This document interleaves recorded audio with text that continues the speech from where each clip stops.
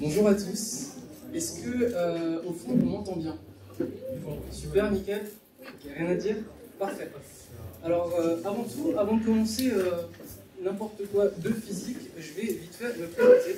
Je m'appelle Axel Rimard et je suis doctorant en deuxième année d'astrophysique. Avant de faire un doctorat en astrophysique, j'ai fait une licence de physique-chimie, puis un master en physique fondamentale, option astrophysique, et je suis arrivé en région parisienne, un peu en m'étant perdu, en doctorat d'astrophysique. Et là, je suis en deuxième année, je vais bientôt passer en troisième année, donc la dernière année de mon cursus avant de devenir docteur en astrophysique.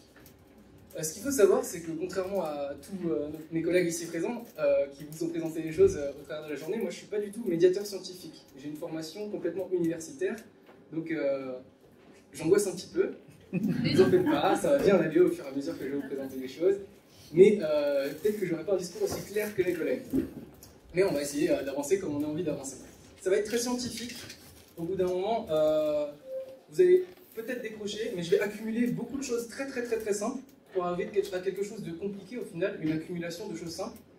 Et normalement, si vous suivez du tout au long, vous allez tout comprendre et vous allez avoir plein de questions après. Ok ? De quoi s'intitule Le milieu interstellaire, les mystères de la poussière d'étoiles. Lui, il va pas bien comprendre tout ce que je vais raconter. On va attendre doucement. Non, la Terre elle est plate. Ouf. Et ça ne marche pas. On va y arriver. Oui, la Terre est plate. Alors, avant tout, avant de vous parler de science de manière générale, il faut savoir qu'à la fin de ma période de parole, il y aura un temps de questions, à peu près 15-20 minutes, selon si je vais vite ou si je ne vais pas trop vite en présentant ma présentation. Pour moi, il y a deux types de questions. Il y a les questions que vous aviez avant de venir ici, celles que vous posez dans la vie de tous les jours et que vous vous dites, tiens, ce serait bien que je la pose à quelqu'un qui a une formation en astronomie. Et les deuxièmes questions, c'est celles qui vous viendront, les plus importantes, c'est celles qui vous viendront pendant la conférence là.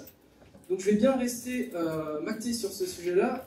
Ces questions qui vous viendront pendant la conférence, si jamais vous avez agenda, cahier ou téléphone, n'hésitez pas à noter ces questions. Ça, c'est très important parce que je l'ai remarqué durant ma vie d'étudiant. Si j'ai une conférence devant moi, parce que j'étais plus à votre place qu'à ma place, hein, pour vous dire, si il y a une conférence et que je me pose une question, je vais essayer de la reformuler dans la tête encore et encore, et je vais essayer de m'en rappeler pendant toute la conférence. Résultat, je vais oublier peut-être ma question, je vais beaucoup cogiter, je vais me tracasser, je vais me dire ça se trouve elle n'est pas légitime ou quoi cette question, et je vais louper un peu le reste de la conférence. Donc si vous avez des téléphones ou n'importe quoi pour écrire, n'hésitez pas à noter vos questions directement, comme ça on n'y pense plus et on les pose à la fin. Ok ? Deuxième petit point par rapport à ces questions-là, n'importe quelle question est bonne et légitime. Et là j'ai une petite citation qui nous dit « On ne pose pas de questions quand on n'a rien compris. Les questions qui nous viennent... » Enfin, les questions nous viennent quand on comprend assez de choses pour réussir à douter de certains points. Ce qui, inhéremment, va rendre n'importe quelle question légitime. Parce que si on n'arrive pas à comprendre, il n'y a pas de questions qui viennent. C'est une citation de moi, je suis très égocentrique, je me cite dans ma propre présentation. Mais bon, on va commencer en parlant de science. Une phrase assez célèbre d'un astrophysicien canadien qui s'appelle Hubert Reeves, qui d'ailleurs a donné son nom à cet observatoire, nous a dit un jour, même plusieurs fois, nous sommes des poussières d'étoiles. Alors moi, ce que je vais essayer de vous faire comprendre, c'est ça, pour vous, si on ne vous explique pas, c'est un ramassis un petit peu incompréhensible. On se dit, ouais, on voit à peu près d'où ça vient, comment ça marche, mais est-ce que c'est un mythe? Est-ce que c'est une réalité ou une métaphore incompréhensible qu'adorent faire les scientifiques de manière générale? On va débunker tout ça. Je vais commencer par introduire des concepts allant du plus simple au plus difficile. Mais j'ai besoin de ces concepts simples, comme je vous ai dit tout à l'heure, pour vous expliquer ces concepts difficiles. On vit sur un astre massif qu'on appelle une planète. Nos anciens ont appelé cette planète la Terre, du latin terra, c'est-à-dire la matière qu'on cultive, qui nourrit l'homme. Cette Terre, elle a une certaine masse. Et dans l'univers, l'une des attractions, même l'attraction la plus fondamentale, c'est l'attraction qu'on appelle la gravitation. Cette Terre, plus elle est massive, plus elle va avoir tendance à développer un potentiel gravitationnel. Un potentiel gravitationnel, c'est très simple, c'est tout simplement l'envie d'attirer vers nous des masses de plus en plus grosses. Donc plus on est gros, plus on a envie d'attirer des masses. D'ailleurs, expérience très simple, si je saute, je m'envole pas, je traverse pas le plafond, parce que la Terre m'attire vers elle sous cette force qu'on appelle la gravitation. directement proportionnelle à son potentiel gravitationnel. Cette Terre, elle fait partie d'un système de plusieurs planètes qui tournent autour d'une étoile centrale. Cette étoile centrale, on va appeler ça le Soleil. Le Soleil est très très massif. Il fait plus de 300 000 fois la masse de la Terre et à lui seul combine 99,86% de tout le système solaire. Donc l'étoile centrale, les planètes, les lunes autour des planètes, astéroïdes, comètes, etc. Donc en fait, tout va tourner autour du Soleil, étant donné que c'est la chose la plus massive dans le système solaire. Donc si vous avez bien compris, plus massif égale plus haut potentiel gravitationnel, attire plus de choses. Okay, c'est très important pour la suite. Cette étoile, le Soleil, elle prend part, elle aussi, d'un énorme système de plusieurs étoiles, un peu comme le Soleil, qui s'appelle une galaxie. C'est des milliards et des milliards d'étoiles. Comme je l'ai marqué là, c'est une représentation schématique que moi j'ai fait sur Paint, et je ne vais pas m'amuser à dessiner des milliards d'étoiles parce que ça m'aurait pris beaucoup plus de temps. Cette galaxie, du coup, elle est composée de plein d'étoiles. Autour de ces étoiles, un système planétaire respectif, donc leur planète à eux, les astéroïdes, les comètes, etc., comme je vous ai parlé. Et une galaxie, c'est aussi fait de ça, de trous noirs, et d'un élément très important qu'on appelle le milieu interstellaire. Ce milieu interstellaire, c'est tout simplement milieu inter, entre, stellaire, les étoiles, entre les étoiles. Entre les étoiles, on va avoir du gaz et de la poussière, en proportion à peu près 99% de gaz, à peu près 1% de poussière. Qu'est-ce que c'est que ces gaz et cette poussière? Je vous l'explique plus en détail. Ce gaz, ça va être principalement, je dis bien principalement parce qu'on a plein d'autres choses à côté, de l'hydrogène. L'hydrogène qui est l'atome le plus abondant de l'univers. Pour une seule et bonne raison, c'est parce que l'univers, il est un peu flemmard et que l'hydrogène, c'est l'atome le plus petit que l'on puisse imaginer. Ok? Qu'est-ce que c'est un atome? Là, j'ai refait un schéma sur Paint. En gros, c'est tout simplement des tout petits constituants de la matière, de manière générale. Donc tout autour de nous est fait d'atomes. C'est un peu ce qu'on appelle les briques qui construisent la matière. Ok? Donc ce milieu interstellaire, c'est du gaz, hydrogène principalement, mais on a aussi des atomes qui sont beaucoup plus lourds. On peut avoir du carbone, on peut avoir de l'azote, on peut avoir de l'oxygène, tout ça qui forme des molécules très complexes. En plus de ça, je vous ai dit qu'il y avait ce qu'on appelle de la poussière. Cette poussière, c'est majoritairement, on reparle encore de majoritairement parce qu'en général, les signaux qui nous renvoient, c'est la majorité. C'est des carbones, qu'on appelle des carbones amorphes, c'est des carbones qui ne sont pas cristallins, vous voyez le cristal, c'est une sorte de formation d'atomes différente de certaines autres formes de matière. Et on a aussi des silicates amorphes. Les silicates, c'est un peu comme des grains de sable, pour vous donner une idée. L'utilité la plus connue du milieu interstellaire, c'est ce qu'on appelle la formation stellaire, donc la formation d'étoiles. Et je vais vous expliquer en gros, en quelques minutes, là, comment est-ce qu'on forme une étoile. Ça, c'est pas juste le fond de mes diapositives, c'est un dessin encore sur Paint, fait de moi, représentatif du milieu interstellaire. Donc tous les tout petits points bleus là que vous allez voir représentent un atome d'hydrogène. Et tous les points noirs et verts représentent respectivement des carbones et des silicates. C'est pas du tout à l'échelle, c'est juste pour vous représenter à peu près la mixture qu'on a. Okay, ce nuage-là, permettez-moi de dézoomer pour avoir une vue d'ensemble. Au final, un nuage de gaz, ça ressemblera à peu près à ça. Okay, je ne sais pas si vous voyez de tout loin, mais en gros, il y a une frontière entre le fond de ma diapositive et le cafouillis de gaz et poussière qu'on a ici. Okay, tout commence avec une toute petite surdensité au milieu de notre gaz, imperceptible à l'œil nu. Aux alentours d'ici, pour la suite, pour ma représentation schématique, on aura ce qu'on appelle une accumulation d'atomes d'hydrogène et de poussière. Cette accumulation d'atomes d'hydrogène et de poussière va nous créer une masse plus conséquente. Et qui dit masse plus conséquente, dit potentiel gravitationnel plus fort. Oh, j'étais bien, t'en fais pas, on voit bien. C'est mieux. C'est mieux, ouais. Vous voyez très bien. Maintenant, vous voyez un peu mieux à quoi ça ressemble, super. Donc, s'il y a une accumulation de masse à un endroit, je vous l'ai expliqué avant, plus on a de masse, plus on a tendance à attirer les autres masses, par la gravitation, par le développement d'un potentiel gravitationnel. C'est ce que je vous ai représenté tout ici. Ici, on a une toute petite accumulation de masse de plusieurs atomes d'hydrogène et de plusieurs poussières qui sont accrétées à un seul et même endroit. Cette masse, vous en doutez bien qu'elle ne va pas rester comme ça. Parce que du coup, plus elle grossit, plus elle va vouloir attirer les choses autour d'elle. Du coup, là, permettez-moi de zoomer juste pour qu'on voit mieux, ici, on aura encore plus d'atomes qui vont arriver. Et s'il y a plus d'atomes qui arrivent, la gravitation va être plus forte. Il y a tous les atomes de derrière qui vont venir pousser de l'autre côté. Ils vont venir pousser de la même manière, et du coup, au centre, on va finir totalement écrasé par les forces de gravitation des autres objets. Et si on finit écrasé, les molécules, elles ont tendance à essayer de s'entrechoquer les unes des autres. Elles ont tendance à essayer de rentrer les unes dans les autres. Et ça, elles n'aiment pas du tout ça de manière générale. L'univers se base sur un principe fondamental, c'est le principe de moindre action. Donc dès qu'il y a de l'énergie, et qu'il y en a trop à un endroit, on essaye de la dissiper, de trouver une autre forme d'énergie à mettre de l'autre côté pour pouvoir compenser les forces. C'est ce qui va se passer. La manière la plus facile de dissiper de l'énergie gravitationnelle, c'est de tourner sur soi-même. Je ne sais pas si vous avez déjà fait l'expérience, quand vous étiez petit, vous appelez pas ça une expérience, mais bon. Quand vous êtes à un petit parc de jeux pour enfants, il y a ce qu'on appelle des tourniquets. Quand vous vous mettez dessus et que vous commencez à tourner, vous allez voir que vous allez être vite projeté vers l'arrière. Ok ?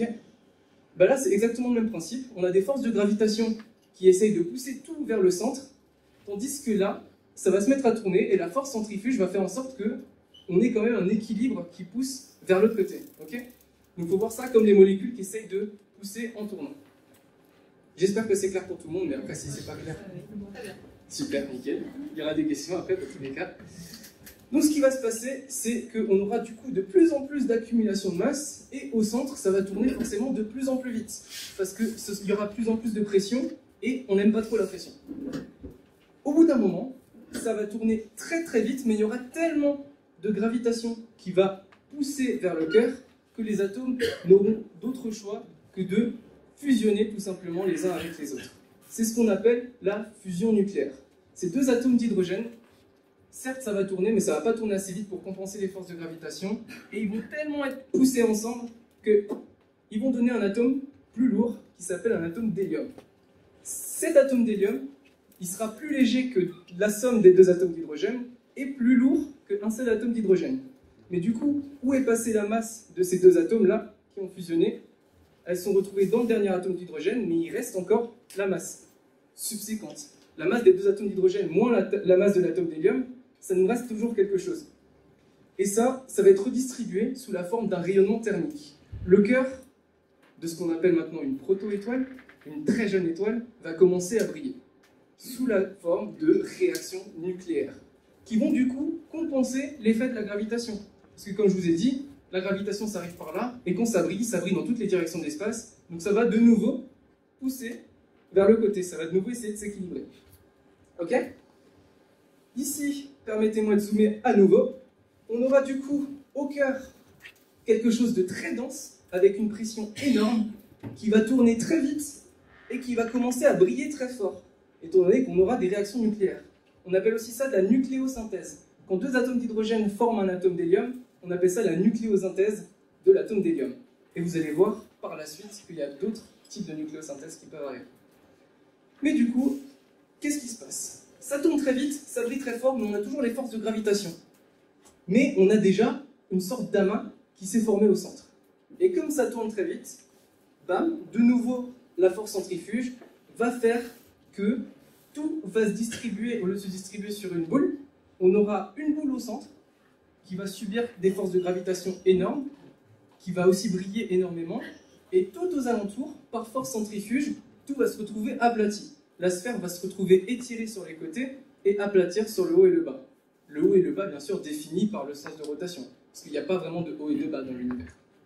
Donc là, on aura la formation d'une proto-étoile, d'une jeune étoile, qui est presque devenue une étoile, et tout autour de ça, on aura encore un gros disque de gaz et de poussière que l'on appelle un disque protoplanétaire.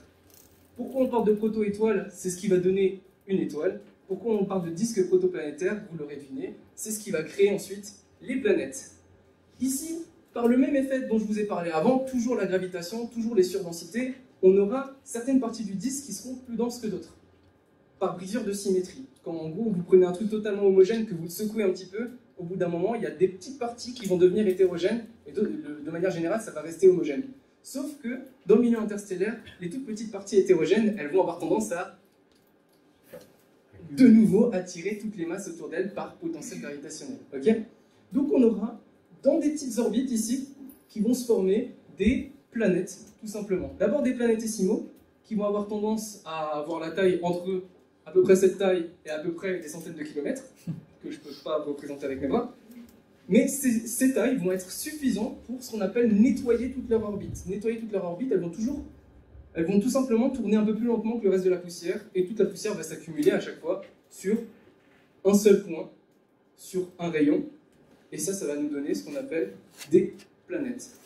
Donc permettez-moi juste de zoomer, on aura du coup un système stellaire formé d'une étoile au centre et de plusieurs planètes qui gravitent autour. Okay, c'est comme ça qu'on arrive au système solaire. C'est comme ça que notre Soleil s'est créé. Donc là, qu'est-ce qu'on a ici? Ouais, vous allez me dire, Axel, on est bien content, mais on veut débunker la phrase « nous sommes des poussières d'étoiles ». Là, tu as pris de la poussière bizarre et du gaz pour faire une étoile. Il n'y a pas de poussière d'étoile dans tout ça, et je ne comprends pas grand-chose à où est-ce que tu veux en venir. Mais le truc principal qu'on a, c'est tout simplement une étoile. Pour créer de la poussière d'étoile, il nous faut une étoile centrale. Cette étoile va vivre sa vie, et je vais vous expliquer comment. Ça, c'est la représentation schématique toujours sur Paint, donc si c'est pas beau, c'est pas grave, c'est moi qui l'ai fait. On va parler de physique. Ça, c'est la représentation schématique d'une étoile comme le Soleil. Le Soleil, je vous l'ai dit, il va, en son cœur, prendre deux petits atomes d'hydrogène pour former un atome plus gros qu'on appelle un atome d'hélium. Okay, et ça va être, en gros, l'hydrogène va être le carburant du Soleil. Ça va consommer de l'hydrogène et ça va émettre une quantité faramineuse d'énergie. C'est presque toute l'énergie qu'on soit sur la Terre. Donc on est bien content, nous, d'avoir le Soleil. Ce qui se passe du coup, c'est qu'on a toujours les forces de gravitation qui tendent à ramener tous les atomes d'hydrogène vers le cœur du Soleil, qui va être beaucoup plus massif, parce qu'on aura des forces de pression toujours plus grandes. Il faut toujours penser à l'image des gens qui poussent derrière et des gens qui sont au centre, qui sont beaucoup plus serrés les uns avec les autres. Du coup, le potentiel gravitationnel va être beaucoup plus important. Et on aura un équilibre qui va se créer entre ces forces de gravitation et les forces de radiation dues à la fusion nucléaire au centre du Soleil. Mais au bout d'un moment, oups là, j'ai spoil, au bout d'un moment, vous voyez peut-être le concept, c'est qu'on a du carburant, c'est l'hydrogène, et on l'utilise pour brûler des choses pour former de l'hélium. Sauf que jusqu'à là, on a de l'hydrogène, mais là on n'a plus d'hydrogène. Et qu'est-ce qui se passe quand on essaye d'utiliser du carburant pour faire de l'énergie de manière illimitée? Au bout d'un moment, on n'a juste plus de carburant disponible. Okay, donc au bout d'un moment, le Soleil aura fusionné quasiment tout son hydrogène en hélium, et à partir de ce moment-là, les réactions nucléaires s'arrêtent d'un coup. On n'a plus assez d'hydrogène, du coup ça diminue petit à petit les réactions nucléaires, et l'hélium n'arrive pas à fusionner, lui. Ce qui va se passer, c'est qu'on aura la gravitation qui va cette fois l'emporter sur les mécanismes de radiation. On n'aura plus d'équilibre entre les pressions qui tendent à ramener tout vers le cœur de l'étoile et la pression qui essaye de redilater le tout.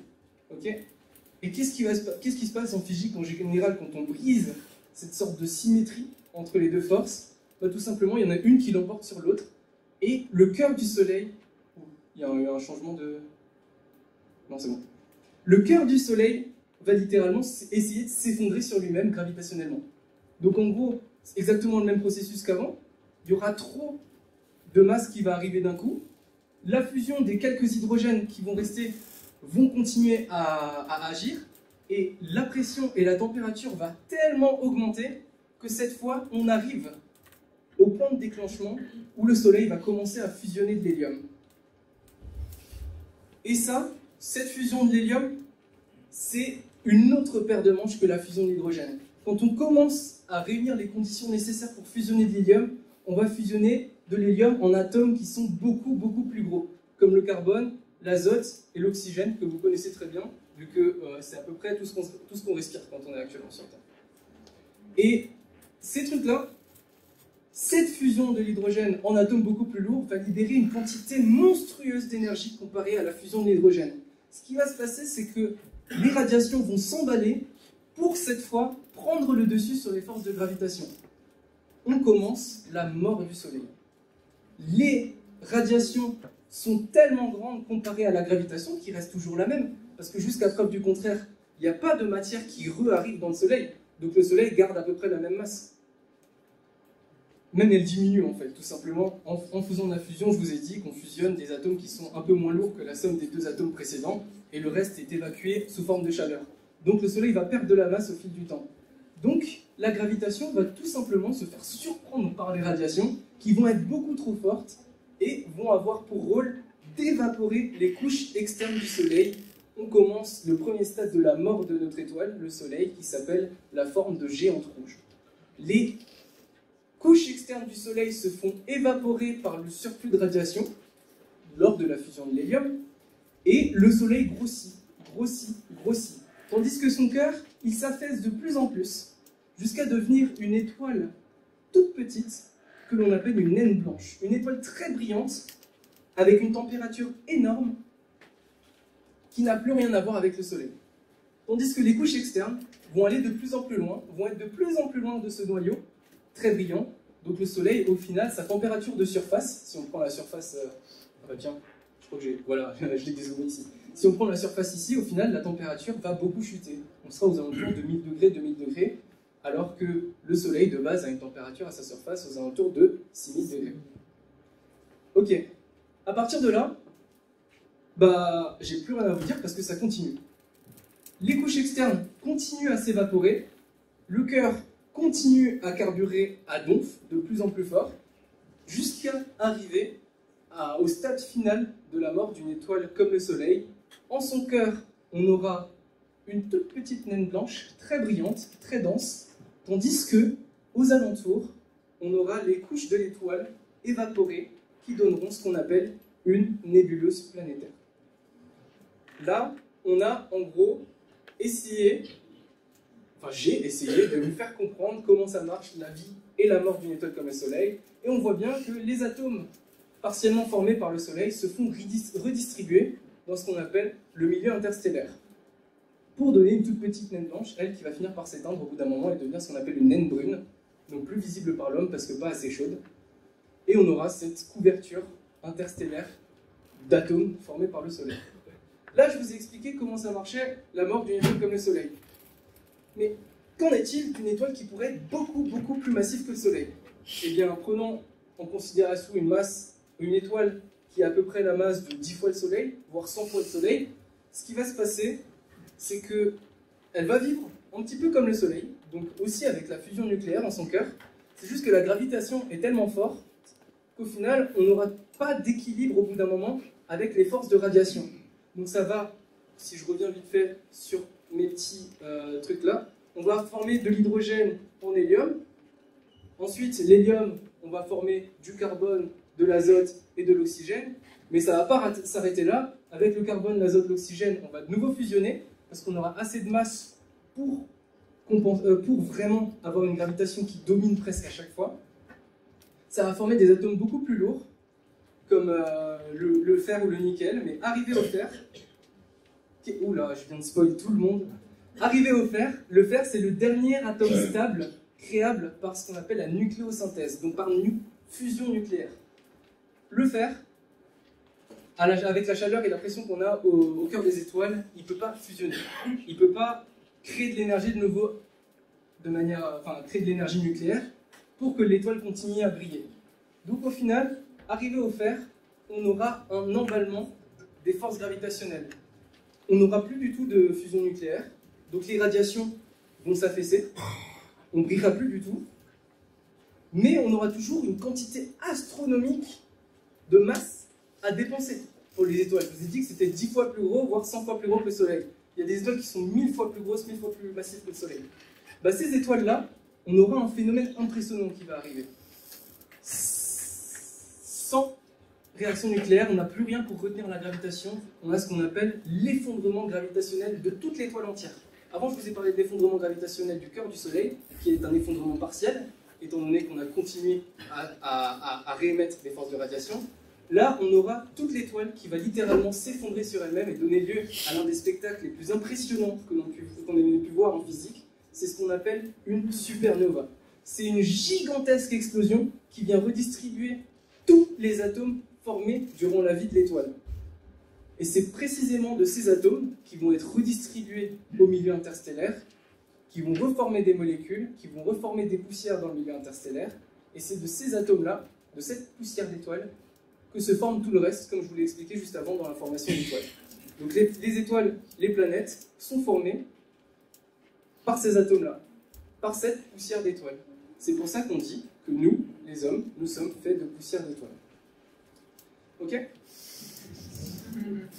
C'est pas fait pour rigoler. Ok. Là, on conclut déjà la première partie de ma présentation qui parlait vraiment de cette phrase « Nous sommes des poussières d'étoiles ».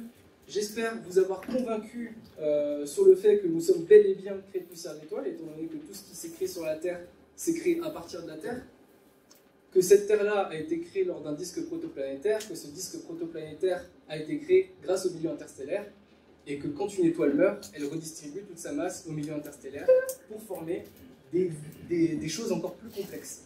Vous vous doutez bien du coup que, au départ, le milieu interstellaire, c'était presque que de l'hydrogène et un tout petit peu de poussière, et qu'au fil du temps, ça s'est enrichi de plus en plus au fur et à mesure que la galaxie a évolué. Puisqu'on a de plus en plus d'étoiles qui sont mortes, on a de plus en plus de poussière qui s'est formée, de plus en plus de métaux, ça c'est un jargon d'astrophysicien, d'atomes beaucoup plus lourds qui se sont formés. Mais du coup, là, on en revient à un concept très simple, c'est la pertinence de l'observation du milieu interstellaire. Si nous, avant, on était des poussières d'étoiles, bah, étudier les poussières d'étoiles, c'est littéralement étudier l'être humain au paroxysme de sa préhistoire. C'est vraiment la version la plus primitive de la vie, la poussière d'étoiles. Mais du coup, en plus de ça, c'est de l'autre côté, le milieu interstellaire, on est d'accord qu'il a été enrichi par les populations d'étoiles qui ont eu lieu avant. Donc ce qu'on peut faire en étudiant précisément ce milieu interstellaire-là, c'est revenir aux étoiles qui l'ont formé. Donc en gros, faire un bond dans le passé, scientifiquement parlant. Et ce qu'on peut faire aussi, c'est que, comme je vous l'ai expliqué un peu avant, ce milieu interstellaire va former les étoiles et les planètes qu'on aura dans le futur. Donc en étudiant ce milieu interstellaire, on peut faire un voyage théorique dans le futur. Ce qui rend le milieu interstellaire un peu au centre de toute la vie, tout ce qui se crée de manière générale, ça passe par le milieu interstellaire et laisse une signature dans ce milieu interstellaire qu'on va pouvoir ensuite essayer de comprendre.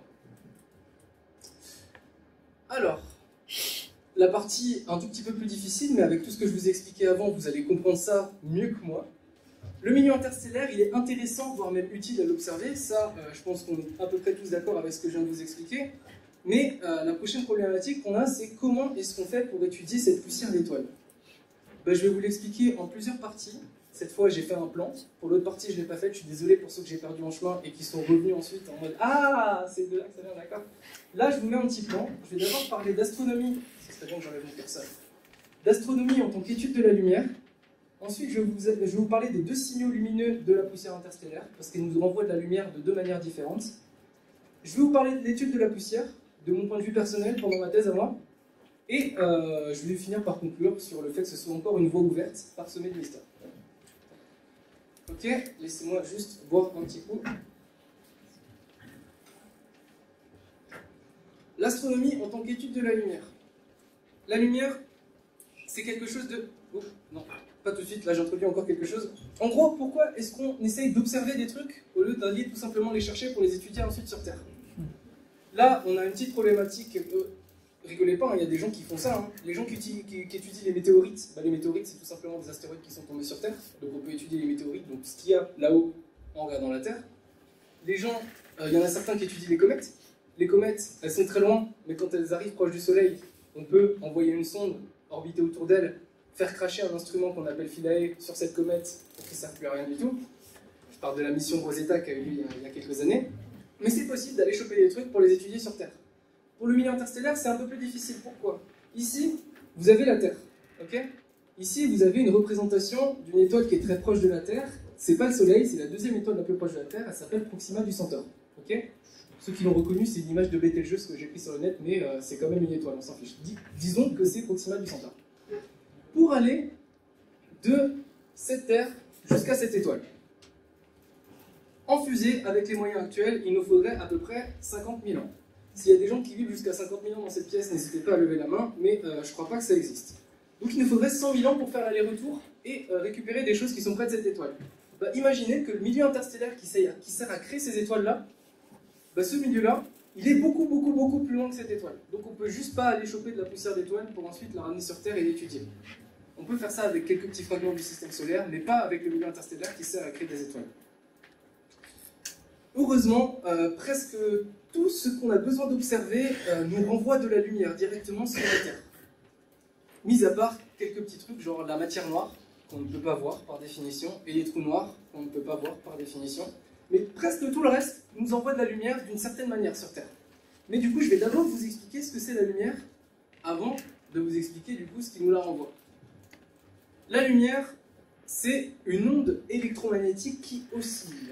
La lumière, ça va à une vitesse constante qu'on appelle c, la célérité de la lumière, qui est de 300 000 km par seconde.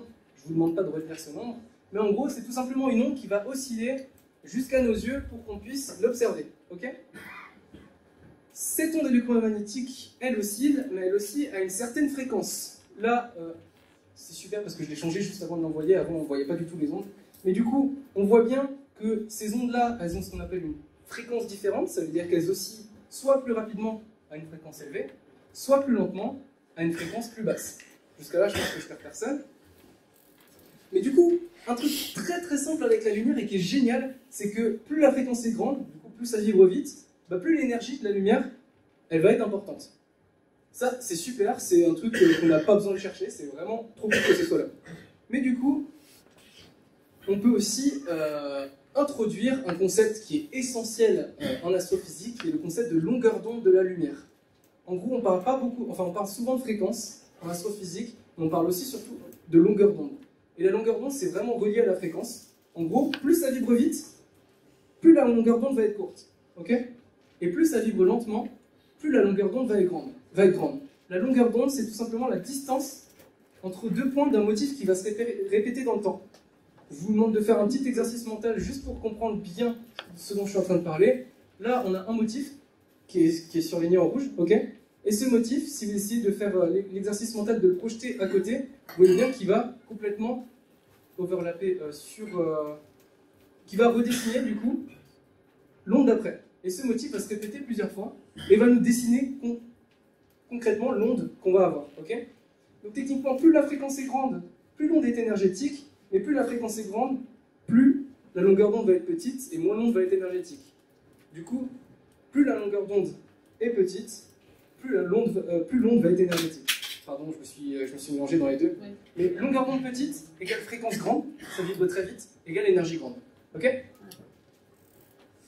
Donc là, ce que je vous ai dessiné ici, c'est le spectre électromagnétique de la lumière. Ça paraît bizarre dit comme ça, en général, spectre déjà c'est un terme assez compliqué, mais en général quand on vous montre des spectres, il y a plein de couleurs, etc.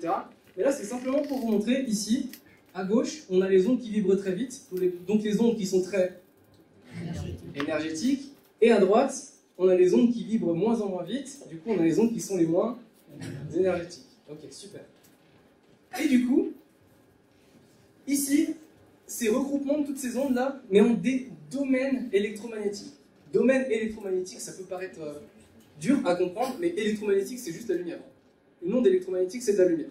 Donc ça, c'est des domaines de lumière. Ok ? Normalement, vous reconnaissez un tout petit domaine de lumière que vous voyez dans la vie de tous les jours. C'est ce qu'on appelle le domaine du visible, le spectre du visible. C'est ici le petit arc-en-ciel que vous avez au milieu. Donc pour que vous compreniez la chose, ce petit arc-en-ciel-là, c'est juste le domaine de la lumière que vous arrivez à voir de tout ça. Avec vos yeux, vous voyez que ça. Ok ? Donc vous voyez presque rien de toute la lumière. Ici, à gauche, on a la lumière avec une onde qui vibre vite. Donc tout ce qui est à gauche, c'est plus énergétique ou moins énergétique que visible ? Plus énergétique, et tout ce qui est à droite, du coup, c'est moins énergétique que tout ce qu'on a dans le visible. Ok, super. Vous connaissez bien les ultraviolets, normalement. Les ultraviolets, c'est majoritairement ce que bloque l'atmosphère. L'atmosphère, du coup, vous n'avez pas beaucoup d'UV du soleil qui arrive sur vous, mais c'est quand même ce qui vous file le cancer quand vous restez trop longtemps au soleil, par forte chaleur. Les rayons X, ils sont presque tous absorbés par l'atmosphère. Super cool, parce que les rayons X, ça fait vraiment très très mal. On les utilise dans le médical pour faire de l'imagerie, mais il ne faut pas en prendre beaucoup à forte dose, parce que sinon on risque de mourir et de aussi choper le cancer. Et les rayons gamma, c'est aussi un autre truc qui nous fait choper le cancer. Ok. Ensuite, les infrarouges, on appelle ça infrarouge parce que c'est moins énergétique que le rouge. Ultraviolet parce que c'est plus énergétique que le rouge. Cet infrarouge, vous le connaissez aussi très bien, c'est tout bonnement, vous connaissez les caméras thermiques qu'on voit souvent dans les films, on appelle ça des fois les caméras infrarouges. Et on va regarder les gens avec dans des pièces noires, donc pas illuminées, donc on ne les voit pas les gens, donc il fait noir. Et on les regarde à travers cette caméra infrarouge, et on remarque un rayonnement qui correspond à la température. Plus la température est grande, plus les rayonnements vont être intenses. Du coup, les gens ils vont apparaître rouges, tandis que le reste va apparaître noir dans l'arrière-plan quand on regarde avec une caméra thermique. Okay, parce que nous, on est à peu près à 36-37 degrés, et en général, la température extérieure, je sais que ça ne vaut pas pour aujourd'hui, c'est aussi 36-37 degrés, mais en général, c'est nettement plus bas. Ok, les micro-ondes, c'est des ondes beaucoup moins énergétiques que l'infrarouge. Ça peut paraître contre-intuitif parce que les micro-ondes, c'est les mêmes ondes que vous avez dans vos micro-ondes. C'est pour ça qu'on appelle ça un micro-onde. Et ces micro-ondes, en fait, il y a une certaine gamme de micro-ondes qui excite très fort les molécules d'eau. Du coup, ça fait vibrer les molécules d'eau, ce qui fait chauffer les molécules d'eau. C'est pour ça que quand vous mettez un plat dans le micro-ondes, bah, ça chauffe. Même si les micro-ondes sont vraiment des ondes qui ne sont pas fortes du tout. Et tout derrière, on a ce qu'on appelle les ondes radio. Les ondes radio qui ont une longueur d'onde très très grande et qui peuvent être transmises à des distances qui sont franchement phénoménales. Mais du coup, qu'est-ce que ça veut dire ce que je viens de vous dire par rapport aux ondes radio? Ça veut dire que si je mets un mur ici, bah, la lumière elle va passer, parce que la longueur d'onde de la lumière va être plus grande que le mur, en gros. Et ici, si je mets un mur dans les petites longueurs d'onde, bah là la longueur d'onde va être plus petite que le mur, elle va être absorbée. C'est pour cette raison que quand je mets ma main sur le vidéoprojecteur là, la main elle va être plus épaisse que la longueur d'onde de la lumière. Je vous le remets juste avant, je vous en ai pas parlé, mais en gros, la lumière visible, sa longueur d'onde, c'est entre 400 et 800 nanomètres. Pour vous donner un ordre d'idée, un nanomètre c'est quoi? Prenez un millimètre, millimètre, ouais. Vous le divisez par 1000, vous voyez déjà plus rien, ça s'appelle un micromètre, et vous le divisez encore ça par 1000 et ça s'appelle un nanomètre. Okay, donc en gros, ma main, elle est beaucoup plus épaisse que de la centaine de nanomètres. Donc la lumière visible ne passe juste pas, tout simplement.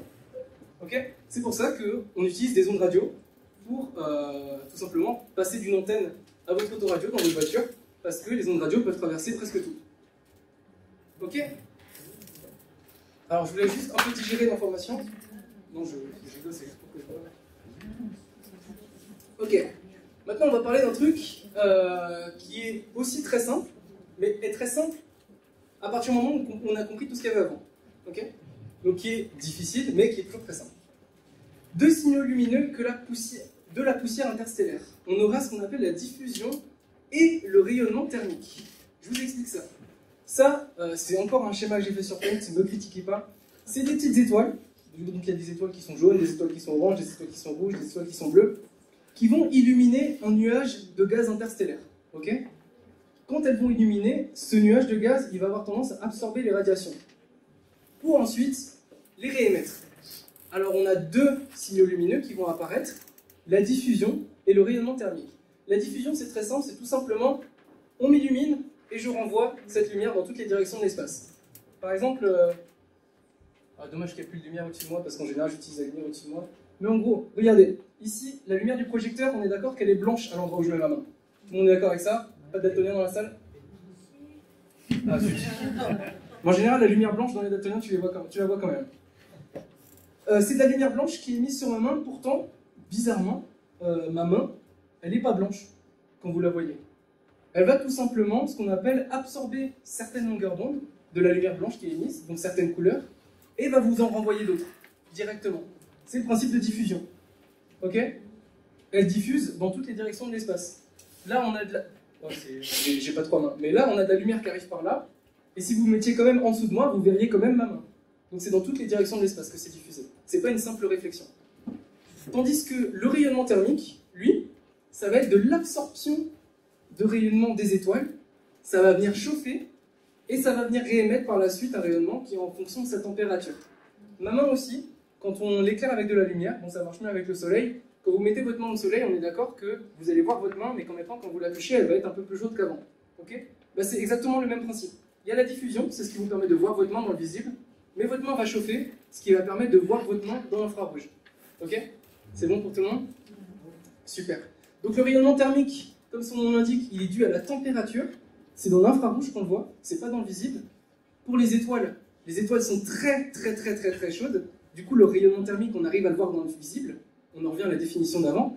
Plus c'est chaud, plus c'est énergétique. Donc l'onde qu'on nous renvoie, elle est énergétique. Et le visible est plus énergétique que l'infrarouge. Donc on commence à le voir dans le visible. Ok? Donc la diffusion, pareil, c'est dans le domaine du visible, parce que sinon vous ne verriez pas ma main là. Ok. Ces deux signaux lumineux, c'est deux traces visibles qui sont assez différentes. Ici, on a une image de tout le ciel dans le visible. Il faut essayer de comprendre que c'est une représentation planisphérique. Donc c'est un peu comme le globe terrestre, sous forme de planisphère. Ici, on a tout le ciel à 360 degrés. Donc on observe ici tout ce qui est devant nous vers le centre galactique, qui est représenté par la petite croix violette là. Ici, on a tout ce qui est au-dessus, quand on lève les yeux vraiment à 90 degrés, tout ce qu'il y a en dessous. Et ici à gauche, c'est tout ce qu'il y a derrière nous vers la gauche. Et ici à droite, c'est tout ce qu'il y a derrière vous vers la droite. Ok? Donc c'est vraiment regarder à 360 degrés, sauf qu'on l'a justement en 2 dimensions. C'est super. Mais du coup, là, qu'est-ce qu'on voit? On voit la diffusion de la poussière. Vous voyez que là, on regarde notre galaxie et qu'on ne voit pas que les étoiles. Comme je vous l'ai expliqué, il y a des étoiles, il y a un trou noir supermassif qu'on ne voit pas au centre, parce qu'on ne voit pas avec un trou noir. Et il y a de la poussière du milieu interstellaire. Tout ce qu'on voit ici, c'est de la poussière. Là, il y a de la poussière qui va venir éteindre un petit peu la lumière des étoiles. Et là, ici, on a de la poussière qui va venir être illuminée par les étoiles, diffuser leur rayonnement et directement le renvoyer vers nous. Ok? Donc on a un type d'émission. Et ici, on a une carte du rayonnement thermique des poussières. Elle est toujours très jolie, cette carte. Et juste avant que je vous explique... Non, je vais vous l'expliquer d'abord. En gros, ça, du coup, c'est le rayonnement qui dépend de la température des poussières. Donc plus c'est vert, plus la poussière va être chaude. Et plus c'est bleu foncé, bleu ciel, plus la poussière va être froide. Donc ça, c'est une distribution du coup, de la température dans notre galaxie. Juste en regardant dans une certaine longueur d'onde, dans l'infrarouge. On a ça, on a la température de notre galaxie. Ce qui est quand même vachement pas mal. Mais du coup, on peut aussi voir une dernière chose, c'est que si on regarde les deux images, bah, la poussière qui diffuse dans le visible, c'est exactement la même qui va venir chauffer et vous émettre un rayonnement thermique dans l'infrarouge. Et ça, c'est super important à penser parce qu'en physique, quand on a deux rayonnements qui proviennent d'une même source, bah, c'est pas 2 fois mieux qu'on va savoir la source, c'est 1000 fois mieux. Et je vais vous expliquer ça. Ça, alors, j'ai entendu ouf, c'est normal et je vous assure que si je vous en parle 3 secondes, vous allez comprendre. Ici, on a en bas la longueur d'onde. La longueur d'onde, c'est quoi? C'est l'énergie de l'onde incidente. Okay, c'est ce que je vous ai parlé avant. Donc ici, on a des trucs avec des longueurs d'onde plus petites, et ici, on a des trucs avec des longueurs d'onde très grandes. Okay, c'est la même forme dans ce que je vous ai expliqué avant. Et ici, on a l'intensité lumineuse, qui n'est pas en rapport avec l'énergie de l'onde incidente, mais vraiment du nombre d'ondes qu'on va avoir au final. Il faut savoir que dans le visible, on a ce qu'on appelle une émission sous forme de corps noir. Ça, je ne vais pas vous expliquer ce que c'est, mais en gros, ça ressemble à peu près à l'émission des étoiles, mais plus atténuée. C'est tout simplement, on remarque, c'est la poussière qui va venir diffuser la lumière des étoiles aux alentours. Okay, donc en connaissant ça, on a des informations sur la poussière, et on a des informations sur les étoiles aux alentours. Okay, ici, de ce côté-là, c'est le modèle sur lequel je travaille. Je ne vais pas vous demander de comprendre, je vais vous expliquer quelque chose de très très simple. Sur chaque petit point, les petits carrés que vous voyez ici, les carrés noirs ou les carrés bleus, c'est une image qu'on a prise à une certaine longueur d'onde, donc une certaine couleur, dans l'infrarouge. Donc là, par exemple, on a pris une longueur d'onde de 800 micromètres. Ici, on a pris une longueur d'onde de 500 micromètres, et ainsi de suite, 200 micromètres, etc., etc. À chaque fois, on a une longueur d'onde, une zone du ciel qu'on observe, et on peut déterminer la brillance, enfin à quel point on a du signal dans cette zone du ciel. Ben, on a du signal, c'est sur cet axe-là. Si on a beaucoup de signal, ce sera en haut. Si on n'en a pas beaucoup, ce sera en bas. Et la longueur d'onde, tout simplement, si elle est petite, ce sera vers la gauche. Et si elle est grande, ce sera vers la droite. Et comme ça, on peut dessiner ce qu'on appelle une signature spectrale de ce qu'on est en train d'observer. Et quand on a des points sur un graphique et qu'on est physicien, on a envie de faire passer une ligne entre tous ces points. Et cette ligne, en général, ça va être un modèle mathématique. Et je vais vous expliquer comment est-ce qu'on construit ça. J'espère que j'ai perdu personne. vous en faites pas, il ne fallait pas tout comprendre, il fallait juste écouter ce que je dis. Okay. Comment est-ce qu'on fait pour construire ce modèle? Donc on observe la poussière interstellaire, comme je vous ai dit, on met les petits carrés du coup sur notre graphique. Cette observation de la poussière, elle va nous donner ce qu'on appelle un profil spectral, donc on aura la tête à peu près de l'émission qu'on a envie d'observer. Et sur Terre, nous ce qu'on va faire, c'est que en regardant le profil spectral de ce qu'on a observé, on va essayer de recréer sur Terre en laboratoire, avec les conditions du milieu interstellaire, un peu cette poussière-là. Sur Terre, on a plein de connaissances sur ce que c'est le carbone, sur ce que c'est le silicium, sur ce que c'est les silicates. On peut essayer de regarder ce profil spectral et de se dire, tiens, il correspond à ce caillou-là, ce caillou-là, ce caillou-là, mais mélangés ensemble. Donc on les mélange ensemble, et ensuite, on regarde ce que ça donne, on l'observe, et si ça a à peu près la même tête que ce qu'on a observé au départ, enfin si ça n'a pas la même tête que ce qu'on a observé au départ, on recommence, on refait, tchac tchac, toute la petite mixture, donc c'est très très difficile de faire ça. Moi je fais pas ça parce que j'aime bien la facilité. Moi j'essaie juste de tracer les lignes entre les points. Mais du coup, si oui, les profils spectraux se ressemblent, dans ce cas-là, on va créer un modèle mathématique qui ressemblera au profil qu'on a créé sur Terre, et on se dira, parce qu'on a observé de ma mixture, ça nous donne la même photo que ce qu'on a observé dans le ciel, et si on compare les deux photos ensemble et qu'on voit qu'elles sont identiques, ben on se dit, ce qu'on a observé dans le ciel, c'est à peu près ce que j'ai créé moi. En gros, c'est comme ça qu'on élabore un modèle. Mais du coup, on va créer un modèle mathématique dérivé des caractéristiques des poussières qu'on a. Donc on va mettre leur composition chimique à l'intérieur, la température à laquelle on l'a observé à l'intérieur, etc. pour créer une ligne qui sera faite de plein de paramètres. Ça, je ne vous demande pas de comprendre les paramètres, mais juste de comprendre le concept. Et cette ligne-là, on va tester ce modèle sur un maximum d'observations. Et si les profils spectraux de plusieurs observations ne valident pas notre modèle, faut l'améliorer, ou alors en construire un autre. Okay, donc on recommence à cette étape-là, ou vers ici. Okay, qu'est-ce qu'on en tire de tout ce modèle? Faut que je me bouille, sinon on n'aura pas beaucoup de périodes de questions. On aura la composition chimique de ce qu'on aura sur le ciel, parce qu'on a la composition chimique de ce qu'on a sur Terre. On aura du coup la forme, la taille, la distribution en densité aussi que j'ai pas marqué, mais en gros le nombre de poussières qu'on aura par zone qu'on observe, et la quantité de lumière qu'elles ont absorbé ces poussières.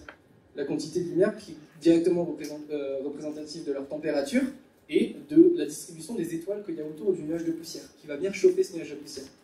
Ok? Alors, on arrive sur la conclusion de ma présentation. Là, en gros, qu'est-ce qu'on en dérive de tous ces modèles-là? Qu'est-ce qu'il y a dans le milieu interstellaire? Qu'est-ce que c'est que toutes ces poussières-là?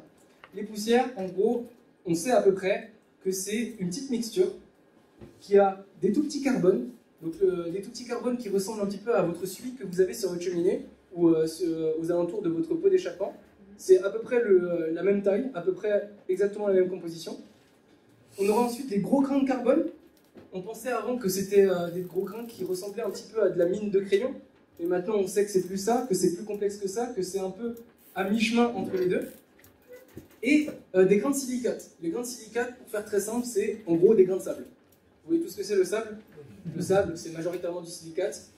C'est ce qu'on retrouve dans la poussière d'étoiles. Okay, ça, c'est dans les zones les moins denses que l'on ait de milieu interstellaire.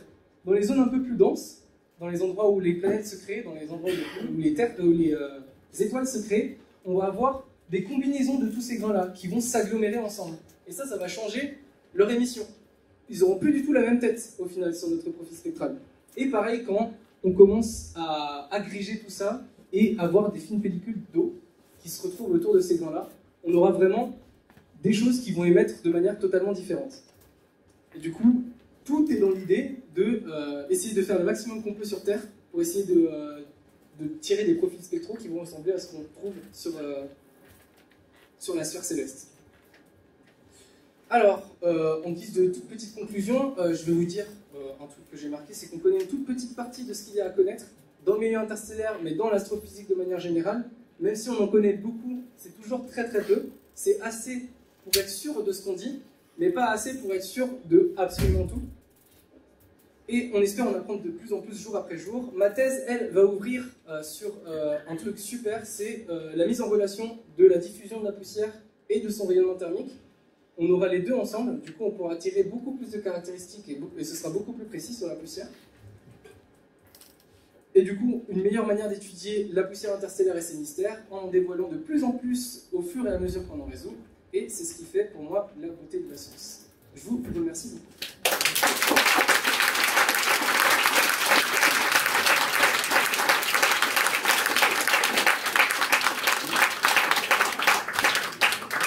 Alors, juste avant que vous partiez, vous pouvez partir maintenant, mais il nous reste encore 10 minutes si jamais vous voulez poser des questions concernant cette présentation. N'importe quelle question, comme je vous l'ai dit tout à l'heure, elle est légitime, donc n'hésitez pas. Franchement, n'hésitez pas. Oui, monsieur. Alors, une question double. Oui. La poussière interstellaire, vous avez dit qu'on ne pouvait pas aller la chercher, parce qu'elle était plus loin que Proxima du Centaure. Donc ma question c'est, elle est où, en fait, physiquement, quoi, où est-ce qu'elle se trouve? Et qu'est-ce qui fait, dans la poussière interstellaire, est-ce qu'on sait ce qui fait que là, ça va donner potentiellement une étoile de type solaire ou une étoile supermassive ou... Est-ce qu'on peut savoir à l'avance en analysant la composition de la poussière? Ok, super bonne question. D'ailleurs, merci beaucoup de l'avoir posée.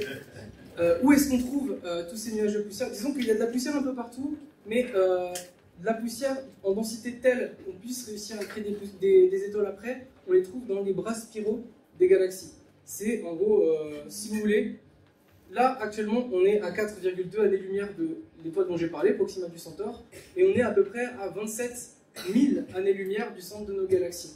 Et c'est vers le centre de nos galaxies, en gros, que se cumule à peu près la majeure partie de la masse. Et ce milieu interstellaire là, il va être près de ce qu'on appelle les étoiles jeunes.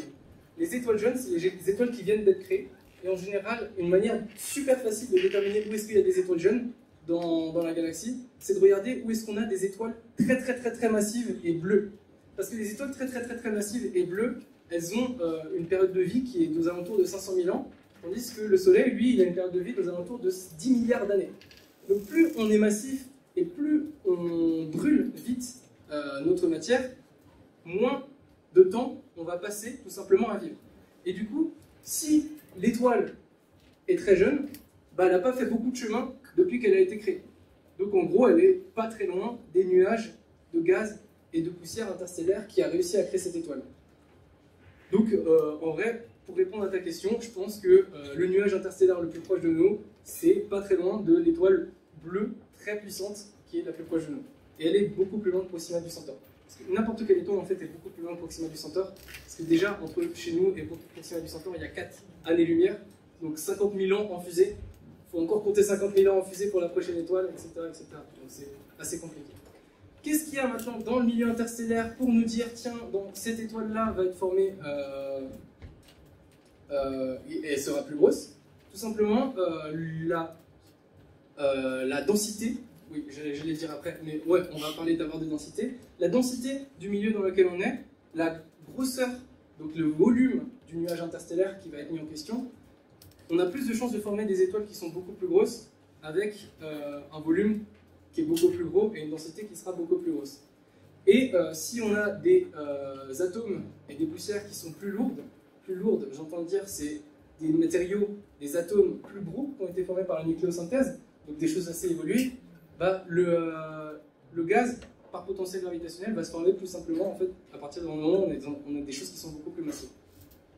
Mais à partir de là, à partir de ce moment-là, on ne peut pas dire, tiens, on a cette composition dans le milieu interstellaire, on aura ces étoiles exactement après. Ça, c'est une branche assez floue, très floue même, et ça manque beaucoup de compréhension. On ne sait pas encore exactement ce qu'on a dans le milieu interstellaire, donc on ne peut pas avoir des certitudes nettes sur comment sont créées les planètes après. Les étoiles et les planètes. Okay.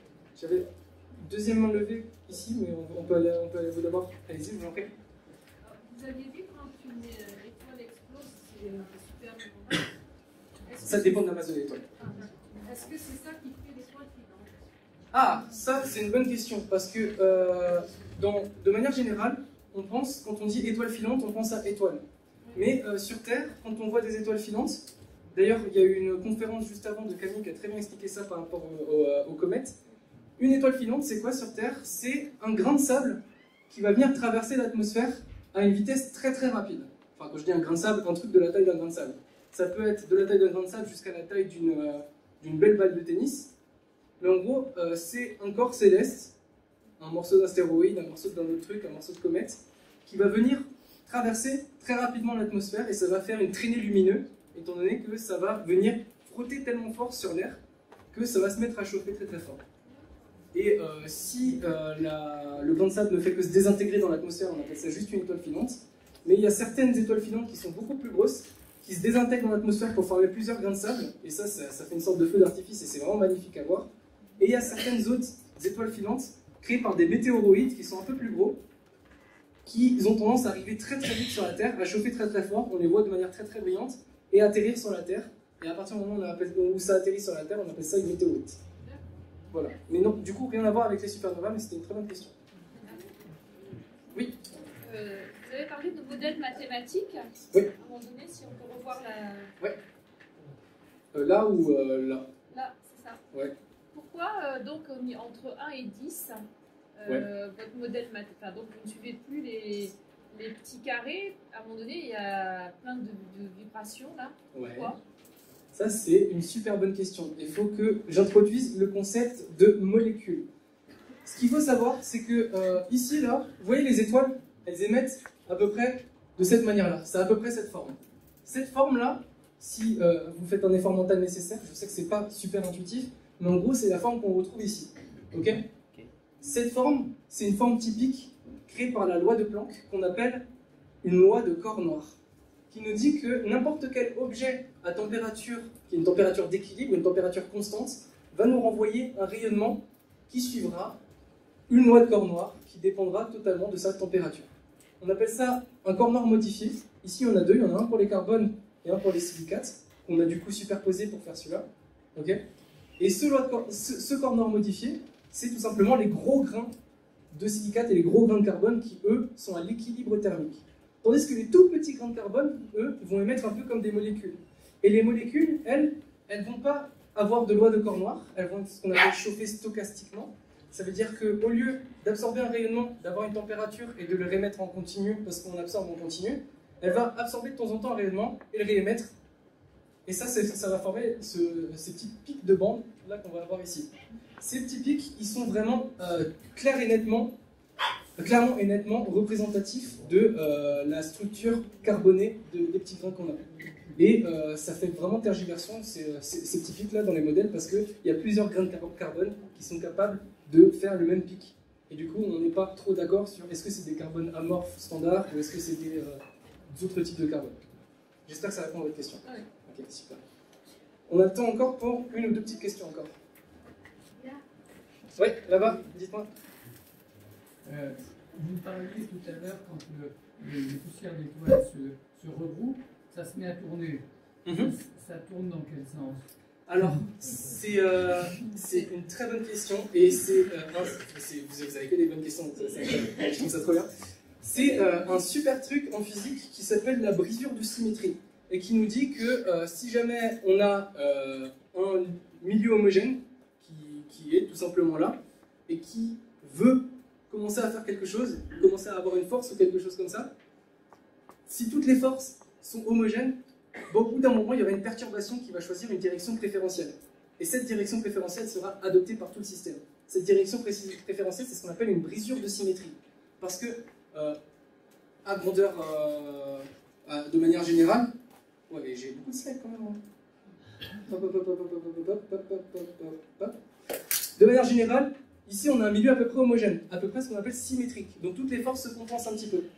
Mais quand on va créer une surdensité, j'ai fait exprès de ne pas faire une boule, comme les gens font en général, j'ai fait exprès de faire des surdensités qui ont un peu une forme asymétrique. Et c'est de cette asymétrie-là que la direction préférentielle de moment angulaire, on appelle ça un moment angulaire, c'est quand ça commence à tourner et que ça a de l'énergie, que ce moment angulaire, la direction préférentielle de ce moment angulaire va être choisie, tout simplement. Donc il y aura moitié à droite, moitié à gauche. Dans l'univers, qu'est-ce qui se passe? Est-ce que tout le monde tourne dans le même sens ou pas? Ah non, dans l'univers, il n'y a pas tout qui tourne dans le même sens. C'est vraiment c'est du 50-50. Enfin, 50-50 si on estime que c'est gauche-droite. Mais dans l'univers, toutes les directions de l'espace sont aussi préférentielles les unes que les autres. D'ailleurs, ça, c'est ce qu'on a aussi dans vos lavabos. Dans vos lavabos, quand vous enlevez le petit ça tourne dans une direction. Cette direction, elle est due à la géométrie de votre lavabo, de manière générale. Donc ça va tourner toujours dans un sens, sauf si vous faites en sorte d'essayer que ça tourne dans l'autre sens. Il y a souvent des personnes qui pensent que ça change en fonction de l'hémisphère, nord ou sud. Pas du tout. Ça marche pour tout ce qui est ouragan à très grande échelle, mais ça marche pas pour les lavabos. Il y a monsieur juste à côté du coup, ouais. Oui, je voulais savoir juste par rapport à lorsqu'il y a cette symétrie-là, Ouais. on parlait de force de gravitation. Donc il y a tout un système qui se met en place, donc il y a un certain nombre. Et ce que je me disais, c'est lorsqu'il y a une supernova ou une explosion comme ça, pourquoi ça ne fait pas comme un château de cartes? On enlève une carte, puisque tout était ordonné avant, est-ce que... C'est super intéressant parce que la supernova, c'est un des phénomènes les plus énergétiques que l'on puisse observer dans l'univers. Je dois m'arrêter. Ok, c'est la dernière question. C'est le droit de la méchante, je fais mettre le temps. Pas de soucis. Du coup, juste ça, supernova, c'est un des phénomènes les plus énergétiques qu'on puisse observer. En gros, une supernova, ça peut aller jusqu'à l'émission entière d'une galaxie elle-même. C'est très très puissant. Et en gros, quand il y a des supernovas, ça défonce absolument tout sur son passage. Presque tout dans la zone d'action de la supernova, ça crée des brisures de symétrie, ça crée des cassures, ça crée des vents de milieu interstellaire. Et en gros, ce qui se passe, c'est que s'il y a une supernova qui arrive ici très loin et une supernova qui arrive ici très loin, ça va emballer ce processus-là. Vu que tout ce gaz va se diriger par là, et tout ce gaz-là va se diriger par là. Et du coup, ça va favoriser la formation d'étoiles. Ça détruit, ça construit aussi. Ça détruit de manière très proche, et de manière très lointaine, ça va construire d'autres choses. C'est ça qui est magnifique, parce que ça détruit autant que ça construit. Une toute dernière, très très vite. Oui. Dites-moi. Oui, je peux y aller. Oui. Très très vite du coup, parce qu'il y a un autre conférencier. Monsieur, c'est pour dire qu'il y a une planète, c'est la seule du système solaire, c'est Vénus qui tourne à l'envers par rapport aux autres planètes. Ouais. Après, ma question, c'était, je lis souvent en tant qu'astronome amateur dans les revues d'astronomie que Proxima du Centaure, vous en avez parlé, c'est l'étoile qui est la plus proche de notre étoile, le Soleil. Si votre question est un tout petit peu trop longue, on peut en parler tout simplement juste tous les deux. Si vous voulez. Ouais, comme ça on laisse l'autre conférencier et je vous glisse pas le temps. Super. Bravo.